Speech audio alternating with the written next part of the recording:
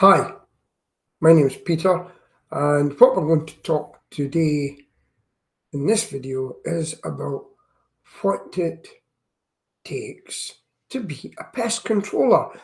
And I've been in the pest control industry since about 1984, I would think, and I've looked at this over the years, and I've looked at what does it take to be a pest controller, and I'm just going to take that off. So here's my little friends down there. I hope they like them. Well, when I look to interview people over the years, I look for a self-starter. I look for them to be very smart. I employ I've employed quite a few ex-military actually, and someone that can work under their own initiative, someone who's got common sense, and someone who is really interested in the job so they can take it further, and we expect to do some studying. So that's the basics as a person that I would think would make a good pest controller. It's just common sense in many industries. So what do we have to know as a pest controller? Well, one thing I'm going to ask you right now is, and this might surprise you, do we need a license to be a pest controller? I won't let you wonder too long, because the answer is no. There is no official government license to be a pest controller. The guys you see spraying weeds in the gardens, they need a license, but the pest control industry, which is public health, do not need a license. It was a code of conduct for many years. And we've got two associations. One, it's compulsory to have some training above a standard, and the other one, it's advisable to have it. But something came in recently, and that was all pest controllers had to have RSPH, which is the Royal Society of Prevention of Health, Level 2 award in safe use of rodenticides. So that means that using professional, I'll call it rat poison, it's easier words for people. Even farmers and gamekeepers have to do this if they want to use professional products and buy professional products.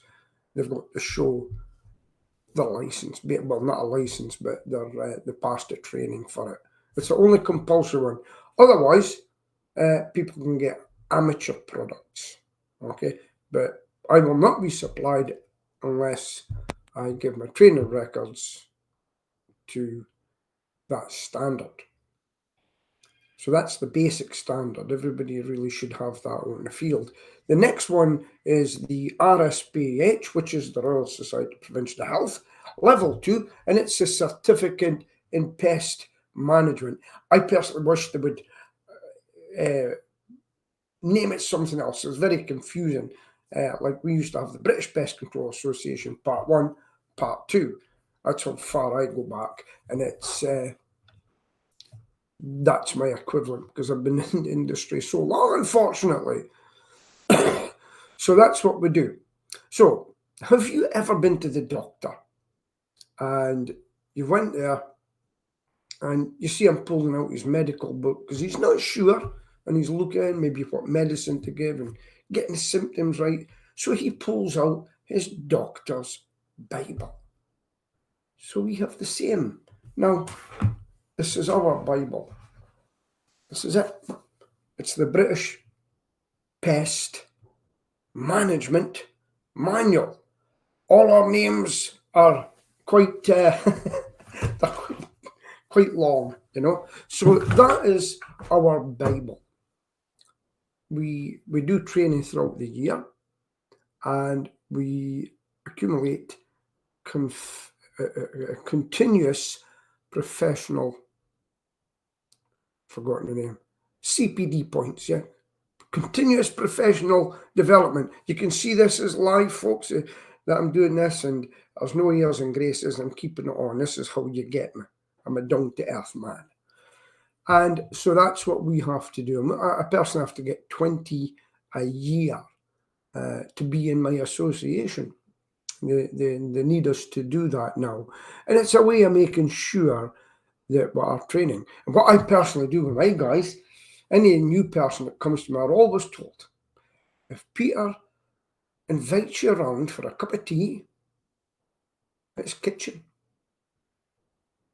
The supervisor tells him, you'll not only get your cup of tea or coffee, but you're going to get an exam, either verbally or written.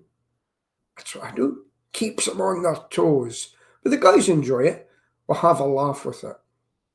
Because remember, the questions that I ask them are the same questions that customers over the years have asked me. So it's only right that we try to get as much information as head. But listen, I say to them, if you cannot answer a question, go out to your vehicle and pick up your Bible, look up the problem that you have and read it out. No, there's no shame in that whatsoever, because we can't hold everything in my head. Right. So, what's one of the first things that we get taught in the industry? It is, and all you health and safety men out there, and women, of course, what do we call you nowadays? Personnel, health and safety personnel, that's the one. So, we get taught the principles of pest management in the book, and then the next section we go to is legislation, and legislation, and legislation, and legislation, and legislation. There is a fair bit of legislation, and we can't retain it all. And what you do is you're trying to pick it to the sectors that really involves you. And then the next section after that is safety, before we even talk about rats or mice. That's what comes first, health and safety. So that's the first part of the syllabus that we'll learn. There's a couple of ways that we can learn. Obviously, one of the best ways is, if you've got someone new to the industry, is get them out in a van with someone, get them out watching the job, give them a book. I've had people, because we are so far away from everything, I've had one guy read the book, the whole manual, and then sit the exam. Very intelligent guy he was. God bless him. He's no longer here. And then I then done an online one. And that's just something we need in the industry for a long time. And we now can get an online course. And you've got up to a year to do that. And then you sit the exam, which is away from our home base, with an adjudicator. We've also got a live online training now. That's just been done recently, and I put one of the technicians through that.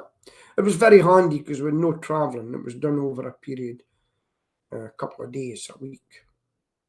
And then the best one, I would think, is going to a residential course where the course is on usually for a week with an exam. But my advice is to anybody that goes out of pest control, get to know the industry a bit first, so you've seen it working, and that's what we do. I don't put people on that too quick, but remember, we've still got to do the rodent handling course before they're out on the road, and the rest of it is in-house training. So that's what we've got to do as pest controllers. So that's this video over from me and my little friends in front of me. If you have any questions, please get in touch, and I would look forward to seeing you.